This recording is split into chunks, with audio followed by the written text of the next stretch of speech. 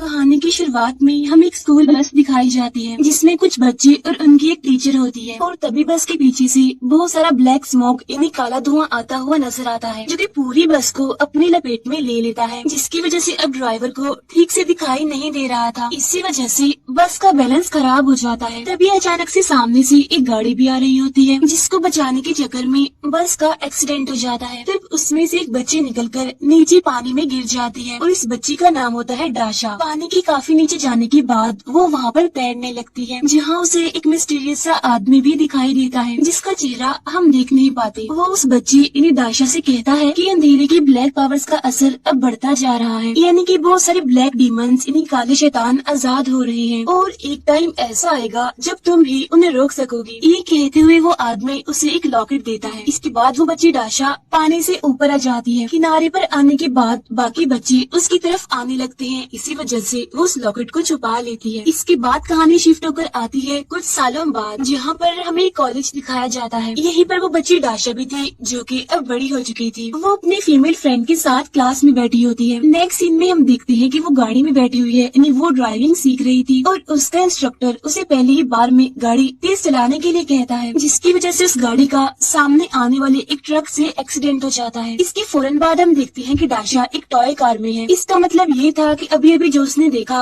वो उसका ड्रीम था। इसके बाद वो वहाँ से वापस आ जाती है। रात में वो अपनी फीमेल फ्रेंड को सारी बात बता देती है जो उसने अपने ड्रीम में देखा था। तब उसकी फ्रेंड कहती है कि इतना मत सोचो इस बारे में, ये सिर्फ एक ड्रीम था न कि रियलिटी। यानी ना तो तुम ड्राइविंग सीख रही थी और ना ही तुम्हारा एक्सीडेंट हुआ। लेकिन तभी डाशा को रियलाइज होता है कि उसके गले का लॉकेट गायब है, इसीलिए वो बाहर जाकर अपने लॉकेट को ढूंढने लगती है और तभी वो गाड़ी वाला इंस्ट्रक्टर दोबारा से उसके सामने आ जाता है और वो उस लॉकेट को दिखाते हुए कहता है कि ये कोई आम लॉकेट नहीं है, बल्कि ये लॉकेट एक आंख की तरह ही काम करता है क्योंकि ये नॉलेज और पावर से रिलेटेड सब कुछ देख सकता है। अब डाशा जैसे ही उस लॉकेट को पकड़ती है तो उससे अजीब सा फील होता है जैसे कि वो किसी और दुनिया में आ गई हो, और जब वो लॉकेट छोड़ती है तो दोबारा से नॉर्मल हो जाती है। इसीलिए वो उस सब के बारे में उस इंस्ट्रक्टर से पूछती है, जिस पर वो कहता है कि अब तुम भी हम में से एक हो, यानी अब तुम वो सब कुछ देख सकती हो जो बाकी लोग नहीं देख सकते। अब यहाँ पर इसकी स्टार्टिंग तुमसे हुई है क्योंकि तुम्हें एक खास किस्म के काम के लिए चूज किया गया है। ये कहते ही वो आदमी वहाँ से गायब हो जाता है। अब डाशा अपने रूम में वापस आ जाती है जहाँ वो देखती है कि उसकी फ्रेंड तो रो रही है क्योंकि वो अपनी बर्थडे की तैयारी करके अपने फ्रेंड के आने का वेट कर रही थी, लेकिन उसका फ्रेंड नहीं आया। तब डाशा की फ्रेंड कहती है कि वो दूसरी लड़की की पार्टी में होगा और वहाँ पर ड्रिंक कर रहा होगा। तब डाशा ये सुनकर फौरन उसके फ्रेंड के रूम में जाती है जहाँ जाकर वो देखती है कि वो तो ड्रंक है और सो रहा है। साथ साथ उसके बाकी फ्रेंड्स भी वहाँ पर मौजूद थे जिनमें एक लड़की भी थी जो कि विंडो पर बैठी हुई थी। अब डाशा जैसे ही अपने लॉकेट को पकड़ती है तो उसे उसके फ्रेंड के सर पर आग जैसा सिंबल दिखाई देने लगता है, यानी ये इस बात की तरफ इशारा था कि कोई शैतान आस पास ही है। और जब डाशा उस लड़की को देखती है जो विंडो पर बैठी हुई थी तो वो उसे इंसानी रूप में नहीं बल्कि शैतानी रूप में नजर आती है। फिर वो लड़की ह्यूमन फॉर्म में वापस आकर कहती है कि अब तो तुमने मुझे देख लिया। फिर वो विंडो से कूदकर वहाँ से भागने लगती है, लेकिन तभी नीचे से एक और लड़की लीजा वहाँ पर आकर उसे रोकती है और यहाँ पर उन दोनों के बीच फाइट होने लगती है। फिर लीजा उस लड़की पर अटैक करके उसे बेहोश कर देती है। फिर लीजा किसी को कॉल पर ये सब कुछ बताकर वहाँ पर आने के लिए कहती है। तब डाशा लीजा के पास आकर पूछती है कि आखिर ये लड़की कौन है। तब लीजा बताती है कि ये शैतान है, ये बुरा साया है जो लोगों की पावर्स और इमोशंस को खत्म कर देती है। और तभी एक और लड़का वहाँ पर आता है जो कि असल में लीजा का साथी होता है। वो एक दीवार पर स्प्रे करके एक पोर्टल ओपन करता है। फिर वो उस पोर्टल के जरिए उस लड़की को वहाँ से ले जाते हैं। उनके जाते ही वो पोर्टल बंद हो जाता है। नेक्स्ट सीन में हम देखते हैं कि डाशा भी उस इंस्ट्रक्टर के साथ उन लोगों के पास एक जगह पर आती है। फिर वो इंस्ट्रक्टर बताता है कि ये लड़की अंधेरी दुनिया का काला साया है, इन्हें जिसे अभी अभी उन्होंने पकड़ा था। फिर डाशा अपने लॉकेट को पकड़कर उस लड़की को अपनी असली हालत में देखती है जहाँ वो देखती है कि लड़की वो डरावनी है क्योंकि ये शैतान है, काला साया है। अब लीजा और उसका साथी सामने की दीवार पर एक पोर्टल बनाकर उस लड़की को वहाँ पर भेज देते हैं। तब लीजा यहाँ पर डाशा को बताती है कि ये पोर्टल असल में काली दुनिया का पोर्टल है और यहीं से ही काले साए हमारी दुनिया में आते हैं, लेकिन हम उन्हें मार नहीं सकते, बस इस दुनिया से यहाँ से वापस भेज सकते हैं। अब वहाँ पर 3 आदमी भी थे जो कि उस पोर्टल के प्रोटेक्टर थे। वो बताते हैं कि हमें 1984 में एक खुदाई के दौरान इस पोर्टल और इस अंधेरी दुनिया के बारे में पता चला और तभी से हम इसकी प्रोटेक्शन कर रहे हैं। फिर वो तीनों दीवार में पोर्टल बनाकर उनके घर पर आ जाते हैं, यानी लीजा के घर पर। वहाँ जाकर वो लोग डाशा को पोर्टल के बारे में समझाने लगते हैं। इसके बाद हम देखते हैं जादूगर को, जो कि अपनी असिस्टेंट से कहता है कि मैं इतने सालों से जिस मकसद के लिए जी रहा था वो अब मेरे बहुत करीब है और अब मैं उसे हासिल करना चाहता हूँ। फिर वो अपने असिस्टेंट को मॉस्को का एक मॉडल दिखाता है जिसके ऊपर काली दुनिया के पोर्टल को भी दिखाया गया था। वो बताता है कि 7 ऊंची बिल्डिंग्स इस पोर्टल को सिक्योरिटी प्रोवाइड कर रही हैं। इसमें सबसे पहले मैं उस पोर्टल के उन तीनों प्रोटेक्टर्स को खत्म करूंगा, फिर बाद में पोर्टल खोलकर काले शैतानों को यहाँ पर लाकर उन्हें अपने लिए इस्तेमाल करूंगा। नेक्स्ट डे दाशा अपने कॉलेज जाती है जहाँ दूर खड़ा एक लड़का छुपकर उसकी पिक्चर्स बना रहा होता है। दाशा यहाँ पर सब कुछ दूसरी नजर से देख रही होती है, यानी कि लॉकेट की नजर से। वो एक लड़के सैम को बताती है कि उसकी गाड़ी की ब्रेक्स खराब हैं। तब इस बात से इम्प्रेस होकर वो लड़का सैम उसे पूछता है कि तुम ये कैसे जानती हो, लेकिन दाशा उसे कुछ भी नहीं बताती। उधर हम देखते हैं दूसरे लड़के को जो दाशा की पिक्चर्स बनाकर उस जादूगर को सेंड करता है। तो वो जादूगर उस लड़के से कहता है कि इस लड़के दाशा की सारी इन्फॉर्मेशन, सारी डिटेल्स मुझे चाहिए, क्योंकि इस लड़के को अपने फादर की तरफ से पावर मिली है और इसकी ये पावर मेरे मकसद में, मेरे रास्ते में आ सकती है। फिर दाशा को कॉलेज में एक लड़के पर सेम पहले वाला वही आग का सिंबल दिखता है। इसका मतलब ये था कि कोई शैतान, कोई काला साया आस पास ही है। इसीलिए दाशा फौरन लीजा को कॉल करके उससे पूछती है कि अब मैं क्या करूं। तब लीजा उसे उस लड़के के आसपास काले साए को ढूंढने के लिए कहती है, लेकिन उसे कुछ भी नजर नहीं आता। इसीलिए वो उस लड़के माइकल को अपना नंबर देकर उससे कहती है कि अगर तुम्हें कोई भी प्रॉब्लम हो तो मुझे कॉल कर लेना। नेक्स्ट सीन में हम देखते हैं कि दाशा स्विमिंग कर रही है, लेकिन तभी उसे बचपन वाले पुराने विजन्स आने लगते हैं और जब वो जल्दी से पानी से बाहर आती है तो उसका लॉकेट गायब होता है। तब उससे लगता है कि शायद वो लॉकेट पानी में गिर गया होगा,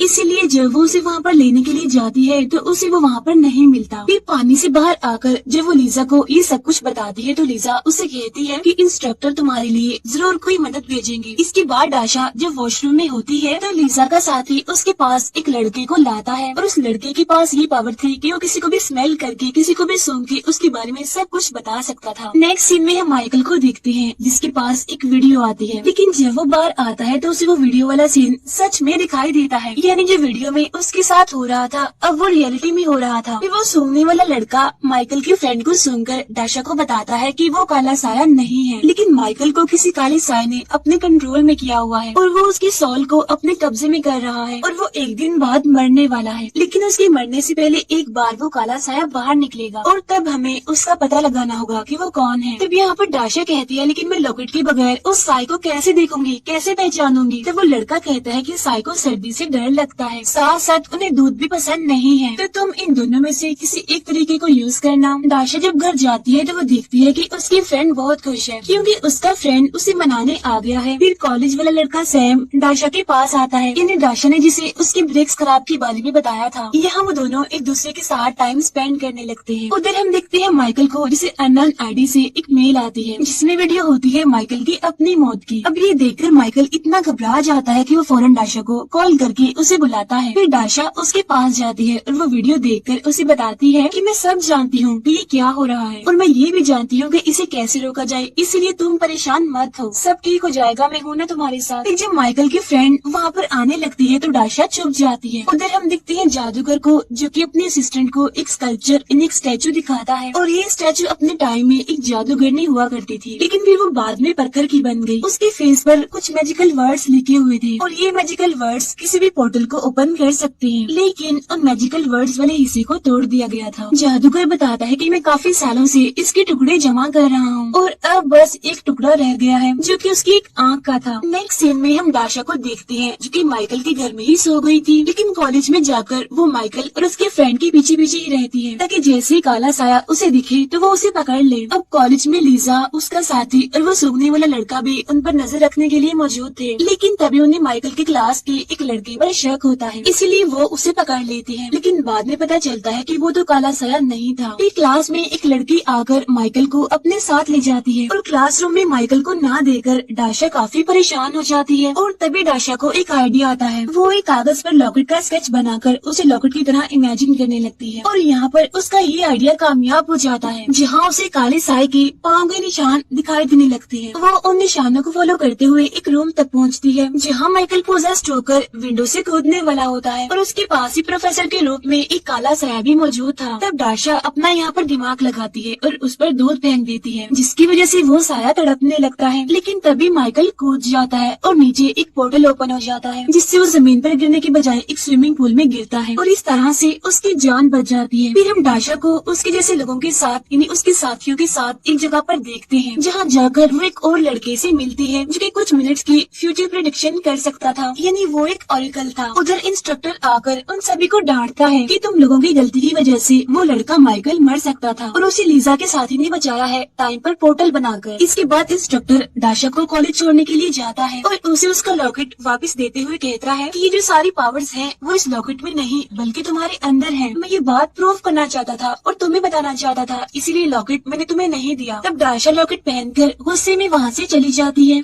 जहाँ उसे अपने सामने माइकल दिखता है, जिसे कुछ भी याद नहीं होता कि आखिर डाशा ने उसकी जान कैसे बचाई थी। तब इंस्ट्रक्टर डाशा के पास आकर उसे बताता है कि बेफिक्र रहो, मैंने ऐसा सिक्योरिटी की वजह से किया है ताकि किसी को भी तुम्हारे बारे में पता न चल जाए। दूसरी तरफ वो जादूगर एक जादूगरनी को डाशा के पीछे मॉस्को भेजता है। यहाँ माइकल डाशा को कॉल करके कहता है कि मेरी फ्रेंड मुझ पर शक कर रही है, तुम उसे बताओ कि हमारे बीच कुछ नहीं है। लेकिन माइकल की फ्रेंड उसकी बात नहीं मानती। फिर एक दिन माइकल लाइब्रेरी में डाशा के पास आकर उससे कहता है कि मुझे तुमसे एक हेल्प चाहिए। वो बताता है कि मैं बार बार खुद को विंडो से जंप करते हुए देखता हूँ और तुम हमेशा ही मेरी जान बचाती हो। इतनी ही देर में सैम वहाँ पर आ जाता है जो कि डाशा का अब फ्रेंड था। अब क्योंकि माइकल डाशा और सैम के रिलेशनशिप के बारे में नहीं जानता था, इसीलिए वो सैम से लड़ने लगता है। तब उन्हें रोकते हुए डाशा माइकल को समझाती है। उधर हम उस जादूगरनी को देखते हैं जिसे उस जादूगर ने भेजा होता है डाशा के पीछे। वो जादूगरनी माइकल के फ्रेंड के पास आती है। उधर वो जादूगर कुछ लोगों से मिलता है जो उसे उस स्टैचू का टूटा हुआ आखिरी टुकड़ा देते हैं। फिर देखते ही देखते जादूगर की असिस्टेंट उन सभी लोगों को मार देती है। डाशा के पास पार्सल के जरिए शीशे की कैटल आती है और जैसे ही डाशा उसे अपने हाथ में लेती है तो वो टूट जाती है। नेक्स्ट डे डाशा को कॉलेज में हर जगह पर कांच के टुकड़े मिलते हैं और उसे अपने ऊपर भी माइकल जैसा जलने वाला निशान दिखाई देता है। और तभी उसका साथी यानी वो सूंघने वाला लड़का वहाँ पर आकर डाशा को सूंघकर उसे बताता है कि काला साया तुम्हें अपने कंट्रोल में करने की कोशिश कर रहा है, साथ साथ वो तुम्हारी अट्रैक्शन भी खत्म कर देगा ताकि तुम्हारा कोई भी फ्रेंड ना बने। अब इन बातों को सोचकर वो दोनों काफी परेशान हो जाते हैं। फिर वो दोनों जाते हैं कोरियर ऑफिस। तब कोरियर बॉय बताता है कि ये पार्सल एक लड़की हमें देने के लिए यहाँ पर आई थी जो कि हमने आपको भिजवा दिया। इसके बाद जब वो सारे साथी एक जगह पर इकट्ठा होते हैं तो डाशा उन्हें अपने और सैम की रिलेशनशिप के बारे में बताती है। यहाँ पर डाशा को डर था कि कहीं काले साई की वजह से सैम उसे दूर न हो जाए। तब यहाँ पर लिजा एक प्लान बनाती है। वो कहती है हमारा ऑरेकल साथी सोशल मीडिया पर नजर रखेगा, मीनवाइल मैं और मेरा साथी डाशा के फ्रेंड्स और इसकी क्लासमेट्स पर नजर रखेंगे ताकि वो साई को ढूंढ सके। तब वो सूंघने वाला लड़का बताता है कि सब कुछ करने के लिए हमारे पास सिर्फ 3 घंटे हैं। उधर वो जादूगरनी माइकल की फ्रेंड को अपने काम के बारे में बताने लगती है कि किस तरह उसने डाशा को पार्सल भेजा। यहाँ पर माइकल की फ्रेंड उसकी बातों में आ जाती है क्योंकि वो तो पहले ही डाशा और माइकल पर शक करती थी। उधर वो सारे साथी मिलकर साई को ढूंढने की कोशिश कर रहे होते हैं और डाशा इस सारी सिचुएशन की वजह से काफी परेशान भी थी। फिर वो सैम के पास जाकर उसे सब कुछ बता देती है। वो उसे अपना डरावना फेस भी मिरर में दिखाती है और बताती है कि जब उस काले साई का जादू पूरा हो जाएगा तब मैं तुम्हें ऐसी दिखूंगी और फिर तुम मुझे छोड़कर चले जाओगे। जिस पर सैम कहता है कि चाहे कुछ भी हो जाए मुझे तुम फिर भी पसंद हो, मैं तुम्हें तब भी छोड़कर नहीं जाऊंगा। उधर वो जादूगरनी अपने जादू के पूरा होने का वेट कर रही होती है, लेकिन सैम के ऐसा कहते ही ऐसा करते ही उसका जादू उल्टा हो जाता है जिसकी वजह से वो कमजोर होकर तड़पने लगती है। उधर डाशा और सैम एक साथ टाइम स्पेंड कर रहे होते हैं। वो जादूगर भी पत्थर का वो टुकड़ा लगाकर उस स्टैचू को पूरा कर लेता है जो कि अनकम्प्लीट था, लेकिन मॉडल पर बना सिक्योरिटी कवर नहीं हटता, यानी अब भी वो जादूगर पोर्टल नहीं खोल सकता था। तो यहाँ पर उसे समझ आ जाती है कि ये सब कुछ करने के लिए उसे डाशा का लॉकेट चाहिए। इसके बाद वो एक डॉल पर ब्लैक मैजिक करने लगता है सैम को इमेजिन करके,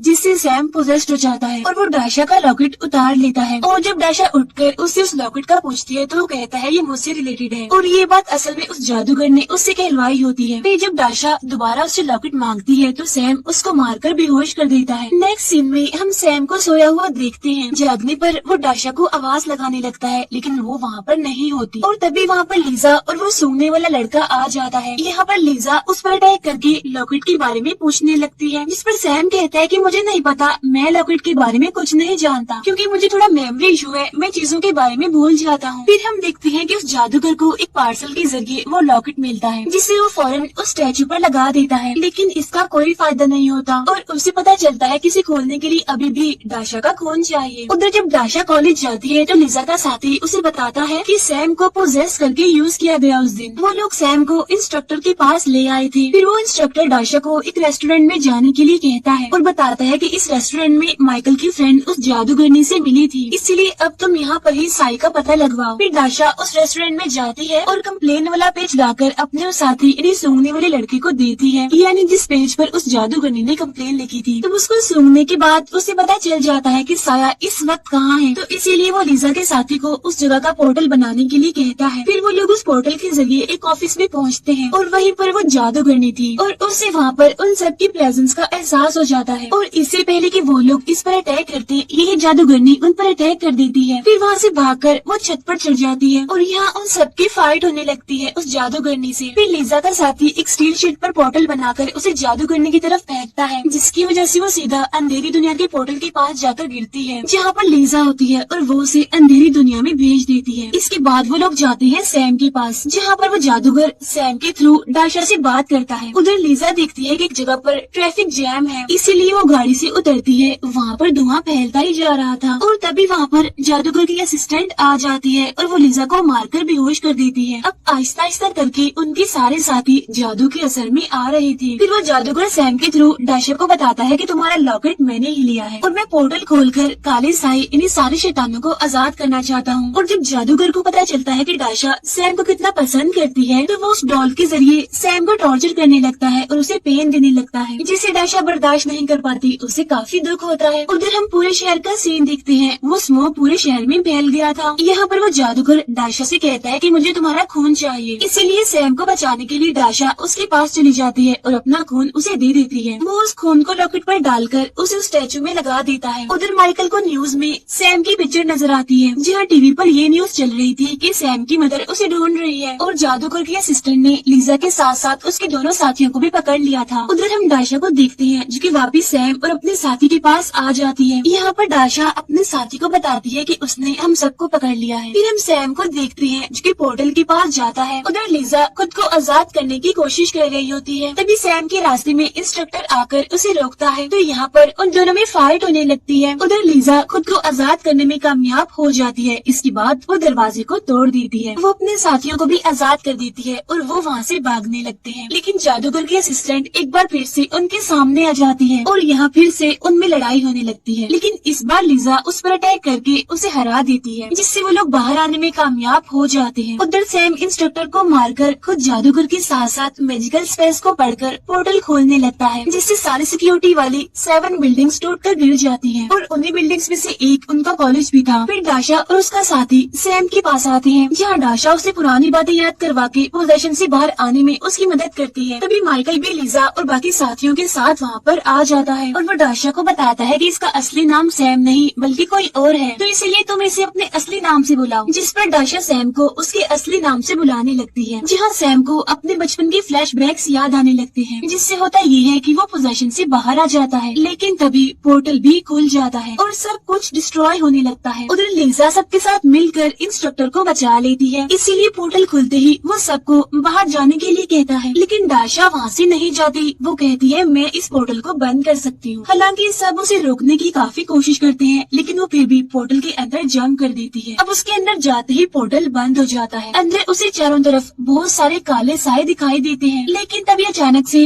वो स्टैचू ब्लास्ट हो जाता है, क्योंकि पोर्टल बंद हो गया था इसलिए। और वो लॉकेट स्टैचू से अलग होकर दाशा के पास आ जाता है और जैसे ही दाशा उस लॉकेट को पकड़ती है, सारे काले साए गायब हो जाते हैं और वो उसी जगह पानी से बाहर आती है जहाँ बचपन में मूवी के स्टार्ट में भी वो पानी से बाहर आई थी। वहाँ से वो कॉल करती है सैम को और सैम उसकी आवाज सुनकर खुश हो जाता है कि वो सही सलामत है। कुछ टाइम बाद हम देखते हैं कि कॉलेज फिर से ठीक हो गया है, जहाँ सैम सबके साथ अपनी मदर से मिलने जाता है जो कि उसे ढूंढ रही थी। उसकी मदर बहुत खुश होती है और उसे गले से लगा लेती है। तब सैम के सारे फ्रेंड्स भी काफी खुश हो जाते हैं और उनको दिखाते ही ये मूवी यहीं पर एंड हो जाती है। Thank you for watching.